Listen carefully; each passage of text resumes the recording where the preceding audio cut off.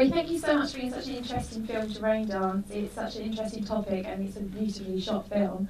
When did you first come up with the idea for making this story and what kind of things made you put it together? Actually, I didn't think about it. I have a producer that I'm working with called Ido Zuckerman, and he suggested to me to make the film about this topic, and I said, no way, nobody will let you do it. And he said, just go and try, ask. And he told me, ask the rabbis, I'll ask television. And they both agree.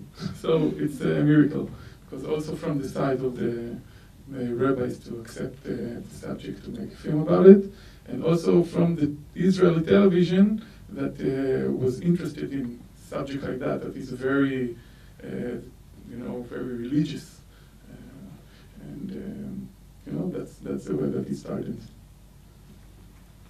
Now, of course, we saw the reaction from your wife there when you were talking about making the film. Yeah. You filmed in very different locations. What was the reaction from the people around the shooting when you told them what kind of film you were making? It was like, to most of the places we didn't say anything about the film that we were making. We're just making a film about purity. And then there are people that knew what we are doing. We went, the film was shot with 3 different cameras. 2 of them are small, like DSLRs, that was easy for us to go into the Haredik Orthodox places, because they think that we are shooting stills, and that's allowed. And they don't know that we're shooting film. That's very good, and thank you, Canon and everybody. And also there is the GoPro camera that is very small, and you can't see it. And all the slow motion that you saw was with the 700, Sony 700, that I knew exactly what I want. And then I went there with the, trying to do it without making notice, but I did. So, but nobody told me anything, because I look like, they don't know what I'm doing there. So they think, okay, he's making a promotional film about Judaism. But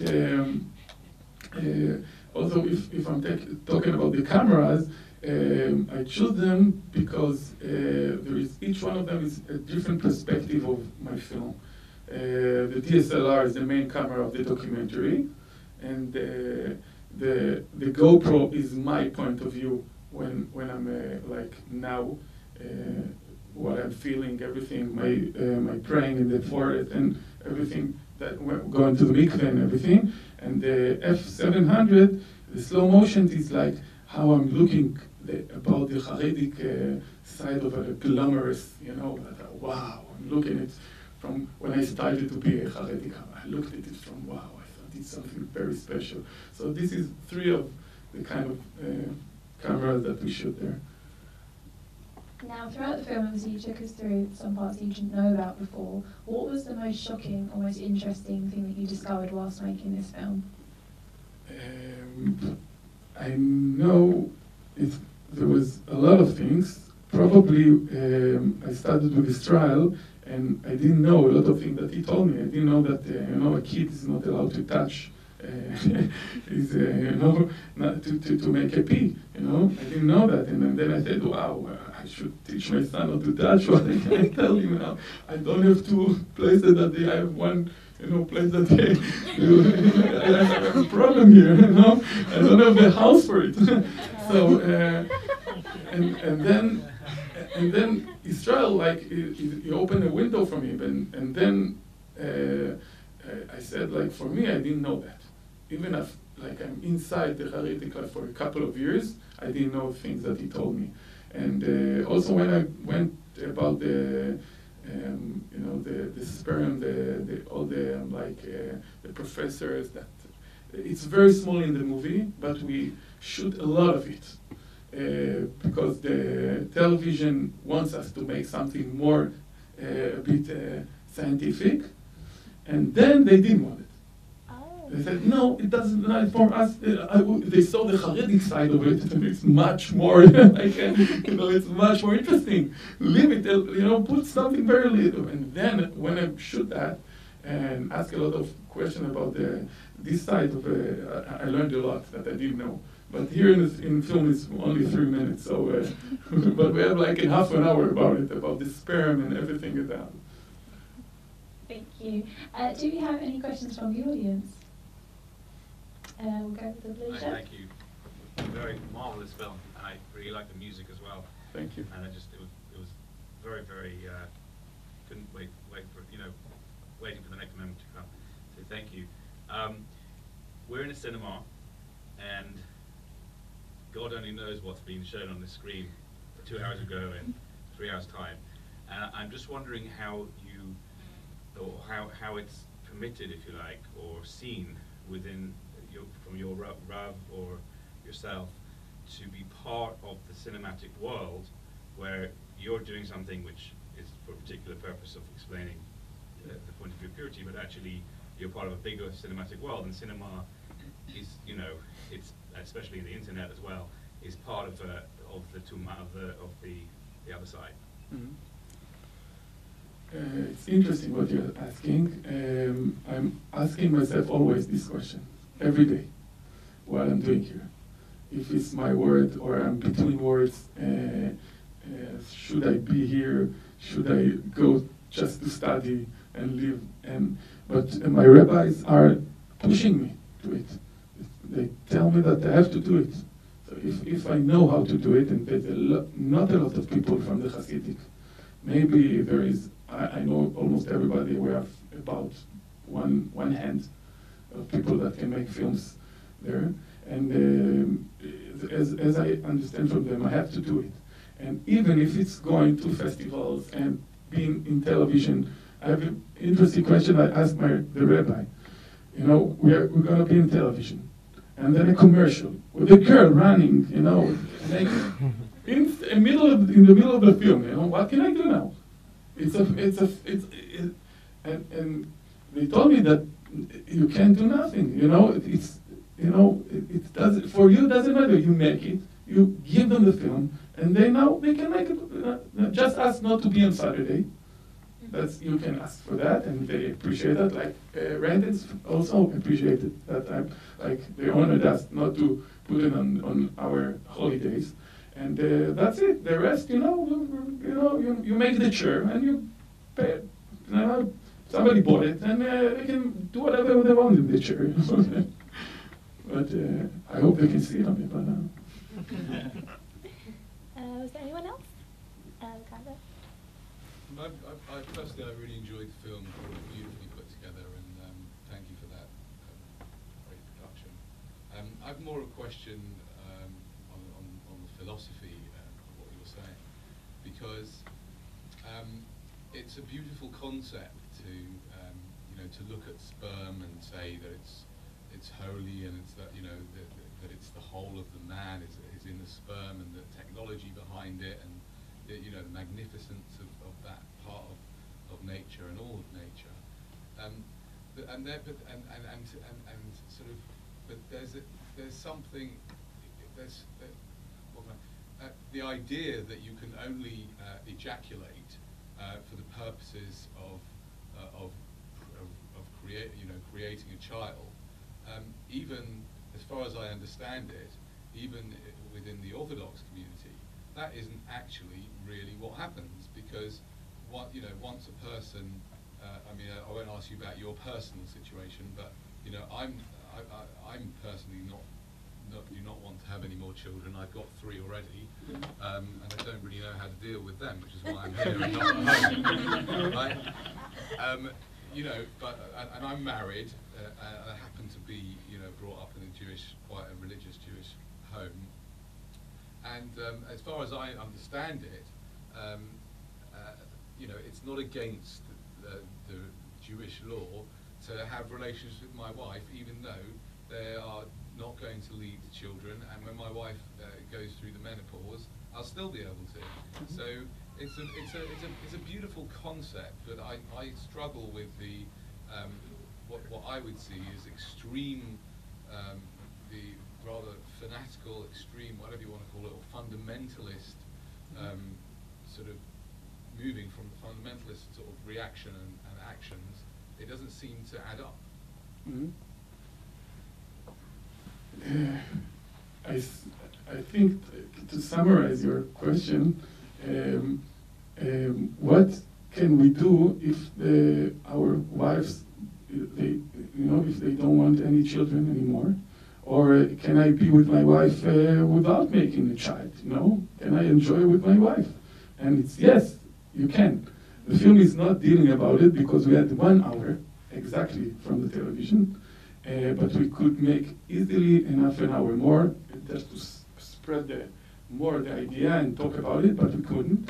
And to answer you, I can be with my wife to enjoy it, and we don't have to bring children, but listen, it's very interesting. She had to go to the rabbi and tell him that she can't have any children now, or she can't. Dealing personality with her like physical or even psychologist. She's now weak. She can't deal with more children. She has 6 and 7, 8. No, I can't deal with anymore. And the rabbi is giving her permission to take pills or to put something inside, not to have children anymore. And also, we are, and like when the women are pregnant, we can still be with them, or when they can't breed children. Anyway, it was here, and the Rabbi Simcha explained the young guy that was virgin, that the most important thing is to make your wife happy.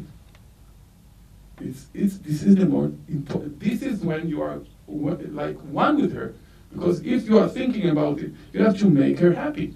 To make her happy is to enjoy. Let her enjoy. We know the women more enjoying it than the men. We are like very something like 3 seconds in that.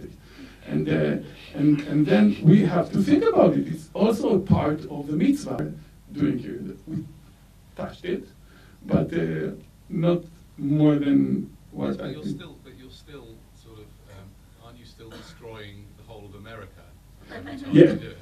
This means when you take out masturbating out, or like just to spread, like put your sperm on the floor, like to. I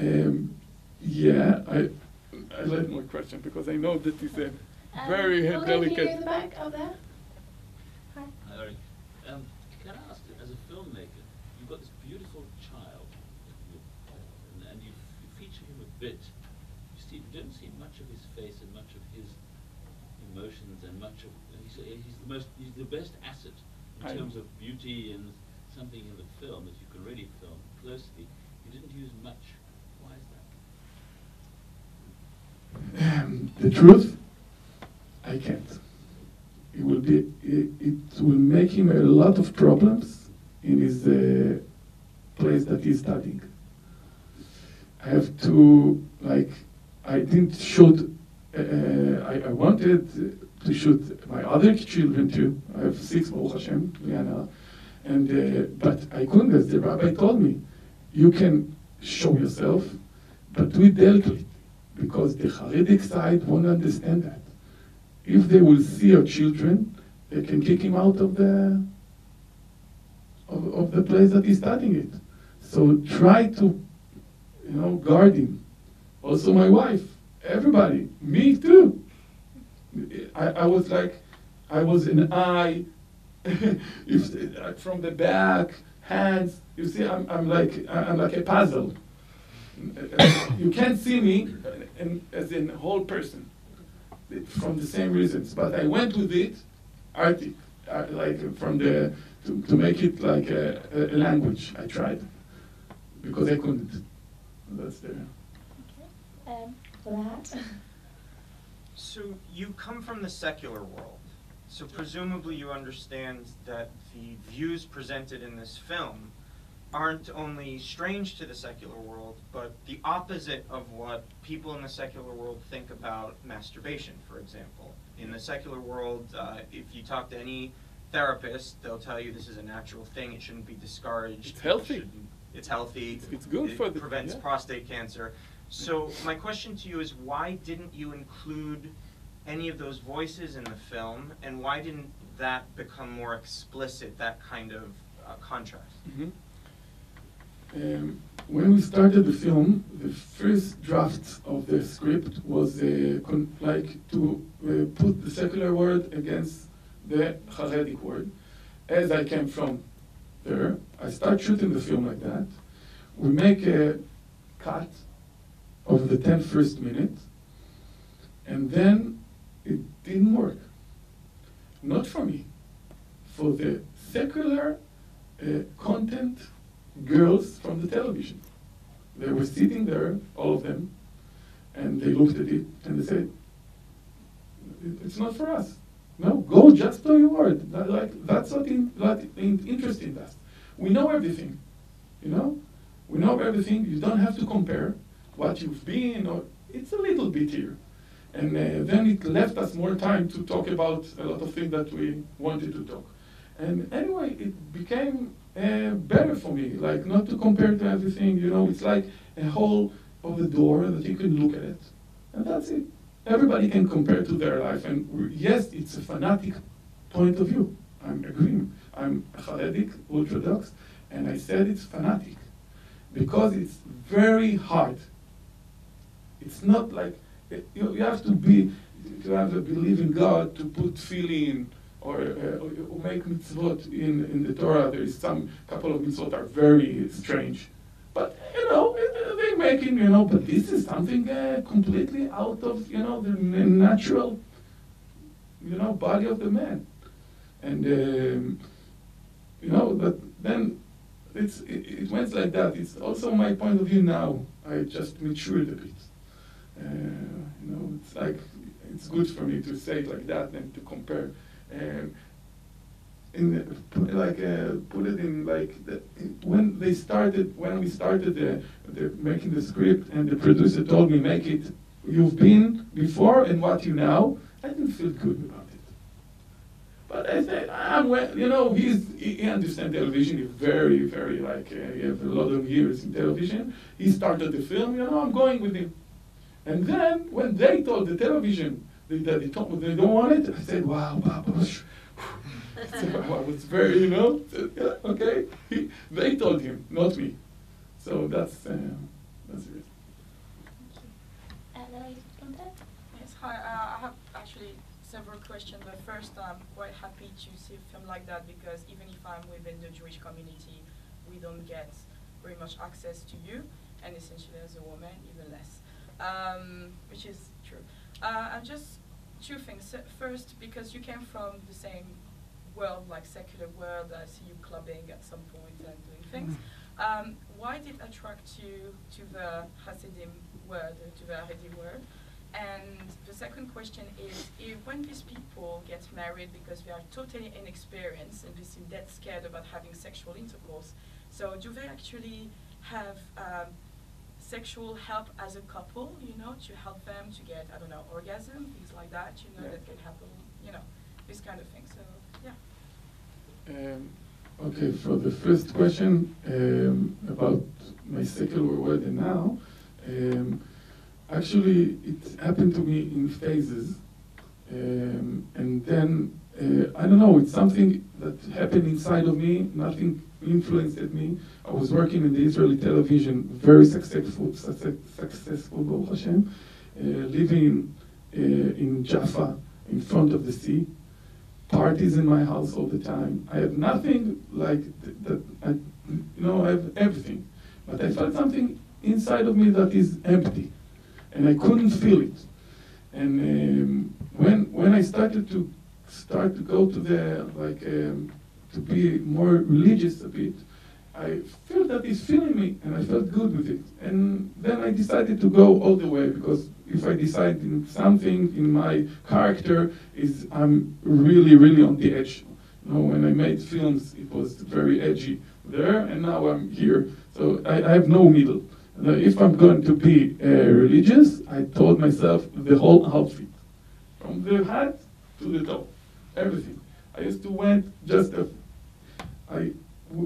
clothes for me was something very, very, you know, I felt, you know, I went with, like, Israel is hot anyway, most of the time, but I went with very shorts always. I was surfing inside of, I'm living like next to the beach, and now to put 4, you know, and we have like wool here. It's very warm, you know. But I told myself, no, you're gonna take it all the way. If not, you're gonna go back, because that's my. There's a lot of people that are becoming religious and take the middle. You know, they can be religious, but not me. I know that if I will be in the middle and do not live in the Haredic side, I will go back. So I went. And the other question was just. When these people in experience. Well, by the way, you were kind of experienced when you got married, I suppose. No. So you were not a virgin. No, until 30, I was a party man. Yeah, exactly. So you were not a virgin when you bring, because when you see these young people out there who are getting That's married, because I was amazed from that. You know, he's teaching him how to be with a woman. It's amazing. You know, So what you see. I remember what you asked. About people. If a couple have problems and they have sexually, they have the rabbi, the same one, that they go back to him. What can we do? I didn't find a place. There is stories, you know, that people, she didn't get pregnant for a year, then they did it right. And also, most of the men that hearing it, they're okay. But a lot of women also that hearing it. We didn't put the women here because it's a male movie. But there's also the women get you know, introductions and you know, info and everything from the rebbitzin, from the women. Okay, so she has. She had, and a lot of them hearing it for the first time faint. Oh no, they can't understand what to do. It seems to them they're crazy, you know. And there is a lot of problem, and there is consulate like to her, to him, together. There is. We couldn't put it in the film because it's after our film. It's still the chatuna, till the marriage. That's the. But after it, there is also stories. There is a second part, yeah. No. Cool. The guy, sorry, the lady at the back. Yeah, I have a question. We were talking, of course, it's a men movie, absolutely, and we're hearing a lot of men questions. We are talking in this movie about the sperm that goes away and not for a certain direction, having children. But from the biological point of view, a woman is not getting pregnant every day if you are sleeping with her every day. Mm-hmm. So, in the moment that the contact is made, and let's say she's in that time of the month when she is getting pregnant, and you are sleeping with her also after, that sperm is not going to help for nothing. So it's going also, maybe it's not going on the floor or whatever, it's wasted. Anyhow, so what about this? I mean, it's something that you know because you're coming from that world, and you know that. Yeah. But what's happened to the people in this world? That's a very, very good question. Thank you. I'm not a teacher standing to the people, but it's a very good question that I hope people will ask themselves, because this is something in an upper level. If you want to know this question, you should put in Google and search for it, because it's very deep. But I'll put you like a very small piece of it. The sperm, when you with your woman that she can't get pregnant, anyway, in the Judaism, it goes to other places that are more spiritual. The sperm goes, you're not allowed to put life, and she can't get pregnant. The sperm goes to a spiritual place.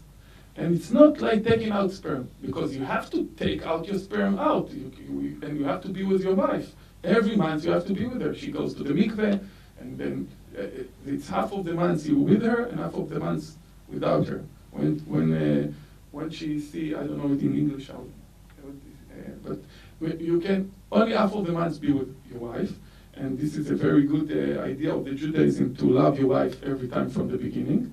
2 weeks you can't touch her, she's away from you, and 2 weeks you can be with her. So it's very good for the bonding, because she's not allowed for you every time that you want, and you have to wait for her. And she's waiting for you, and every time that together it's like a new marriage, a new night of the wedding.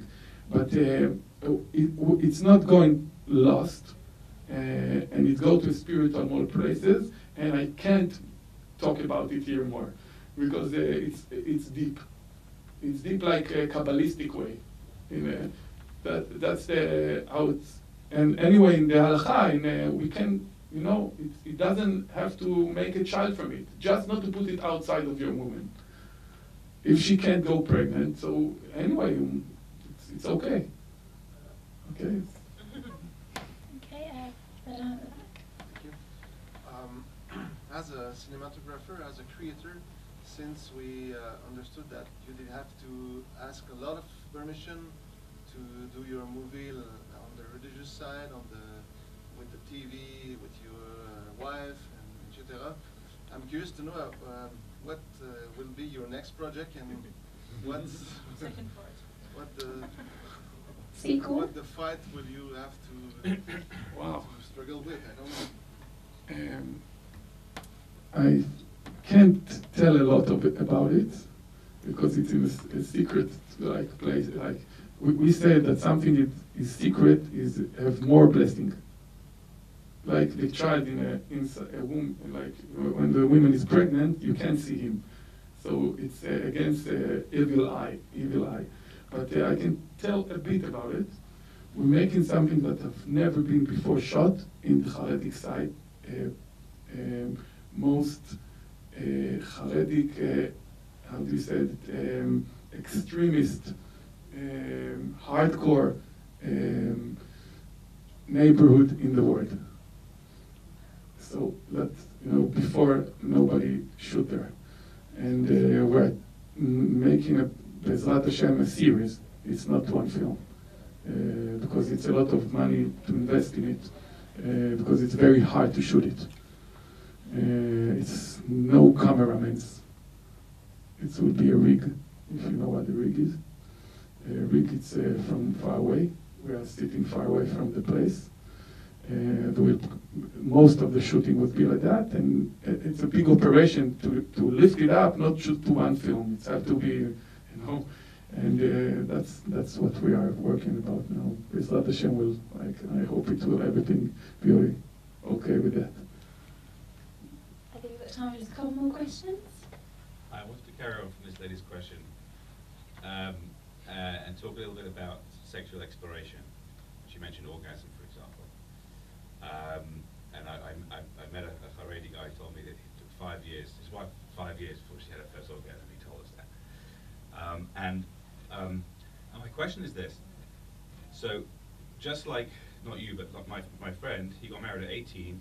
When he was 23, his wife came to orgasm because they took 5 years to discover together. They went on a journey of exploration sexually, the same way as a non-Haredi, a normal person, or a regular person, if you like, sexually explores when they're younger, inside marriage, outside marriage.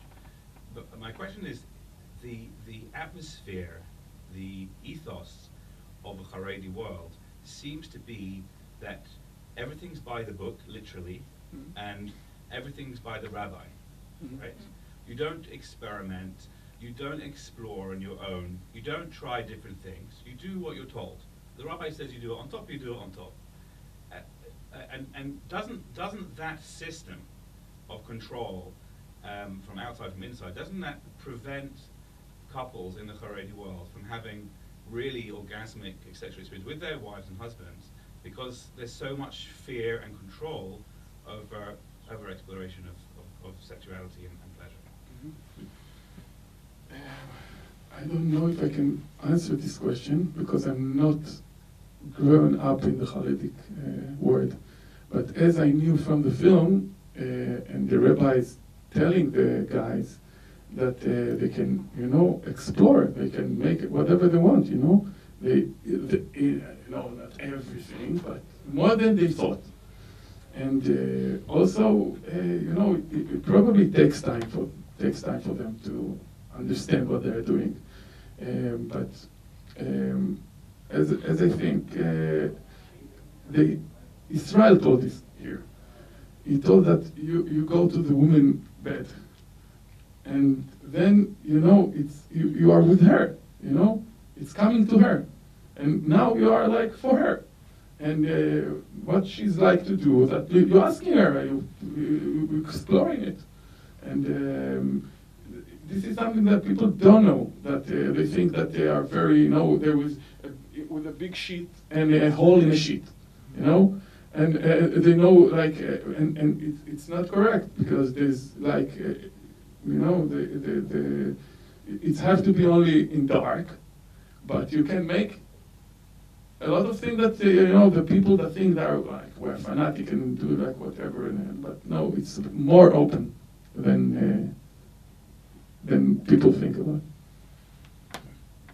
Okay, we have time for one last question. Gentleman in black. May I ask, this is your premiere showing this film, right? Yeah. That's very good. Thank you for coming. Very honored, thank you. But are you going to try to show this film to a Haredi audience at any point? Mm-hmm. And secondly, what reaction do you think there'll be in the non-Haredi world to your film?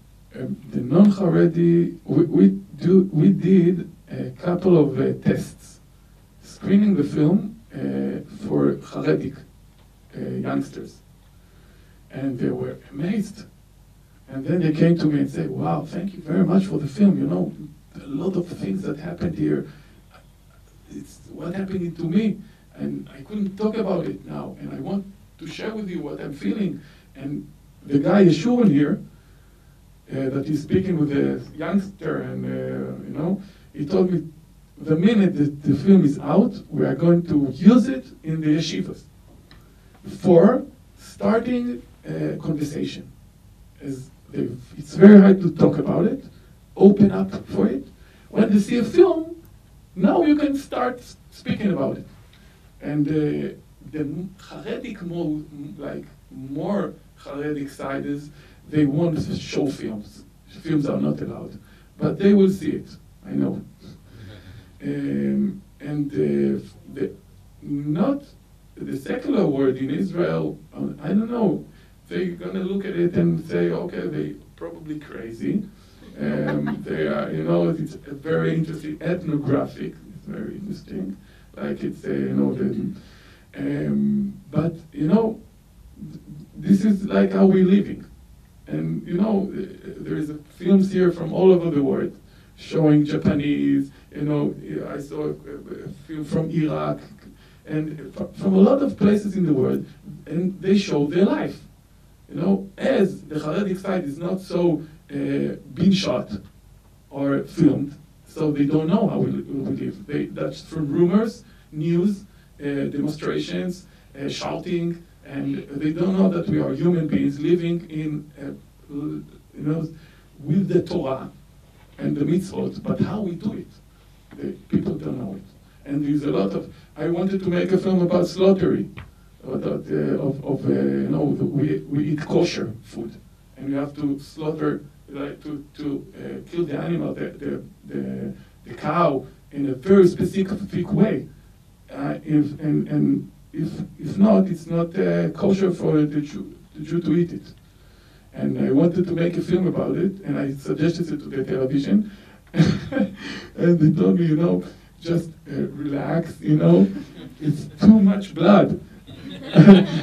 How can we, they're right, can you, we are we can't see all the blood, you have to go to the slaughter places and it's all blood there. And I said, yeah, it's going to be a lot of blood, it's good, it's selling. No, I don't know, let us think about it, and then it's now waiting for it, and maybe next month. Well, thank you so much, Rory, for creating such a amazing film. Certainly there's a lot of discussion here, so we're looking forward to what you have in the future, and thank you again for coming to Raindance. Thank you too.